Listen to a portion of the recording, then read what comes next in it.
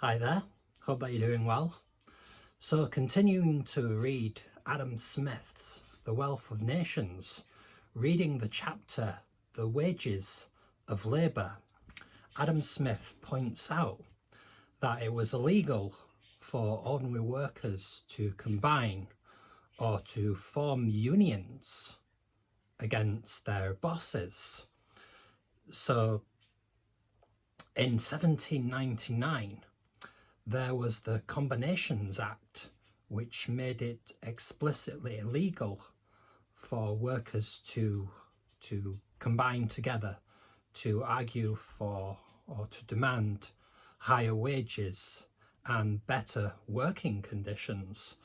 So it was very difficult for workers to get together to do that, but it was very easy and it was very commonplace for bosses to combine to not raise wages, to not give higher wages to their workers, to give the uniform amount. So then we go on to the Luddite Rebellion in 1811, in which the workers who were displaced by the use of labour-saving devices, the machinery that took their jobs, they started to break into factories and to smash the machinery. So what happened was the following year, Parliament passed a law which made it the death penalty, introduced the death penalty for smashing industrial machinery. So 14 Luddites were hanged at York Castle following the murder of William Horsfall, who was a manufacturer. So Smith points out in disputes against workers and bosses, the latter can hold out for much longer than the workers. The workers maybe can go a week or at the most a month without being paid, without receiving wages. But the landlord, the farmer, the manufacturer or the merchant could live a year or two upon the stocks already acquired without hiring a single workman. So they can last a lot longer. So it's much easier for them to do without the workers than it is the workers to do without their bosses. So masters, as Smith says, are always and everywhere in combination, not to raise wages. The worker must earn enough, not only to maintain him, but his family.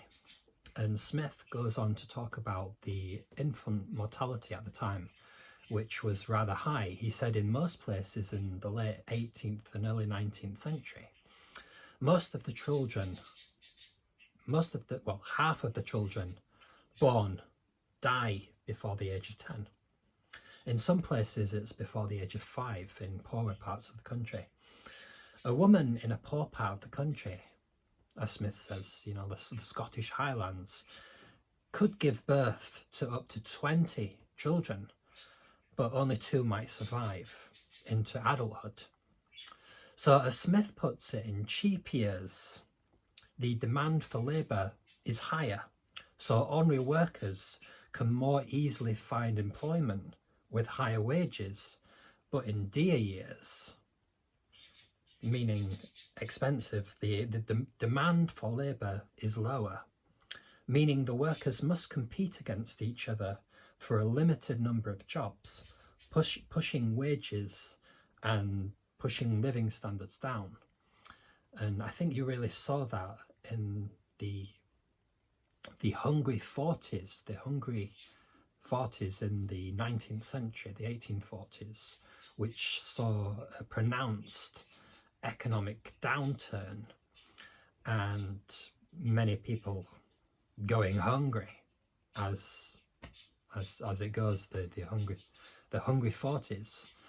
But anyway, I hope you've learned something from that, which I'm trying to do now. I'm trying to learn things from Adam Smith and reading The Wealth of Nations.